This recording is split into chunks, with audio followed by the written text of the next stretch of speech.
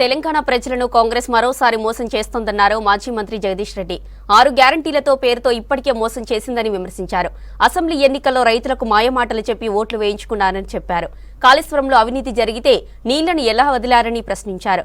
దేశంలో ఫిరాయింపులకు కారణమే కాంగ్రెస్ అన్నారు. జైళ్లకు భయపడడానికి కేసీఆర్ రాహుల్ గాంధీ కాదన్నారు. కాంగ్రెస్ లో చేరిన బీఆర్ఎస్ ఎమ్మెల్యేలతో రాజీనామా చేయించాలని డిమాండ్ చేశారు. హామీలన్నీ నీటి ముట్టలేని 100 రోజుల అనుభవంలో తేల్చారు. కర్ణాటకలో తేల్చిండ్రు.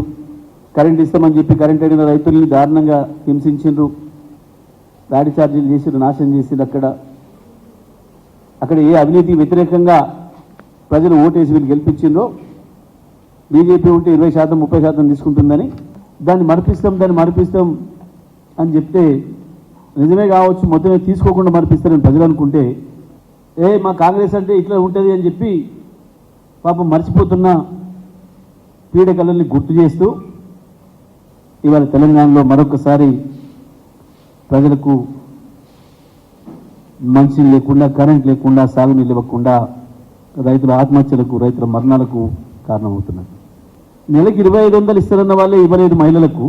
సంవత్సరానికి ₹1,00,000 ఇస్తామని మరోసారి మోసం చేసే ప్రయత్నం చేస్తున్నారు. స్కూల్ పిల్లలకు, కాలేజీ పిల్లలకు 5 లక్షల రూపాయలు ఇస్తామని చెప్పి కొత్త ఇచ్చుడు కాదు కదా, పాతది ఓవర్సీస్ స్కాలర్షిప్ 20 లక్షలు ఇచ్చేది ఆపేసినారు.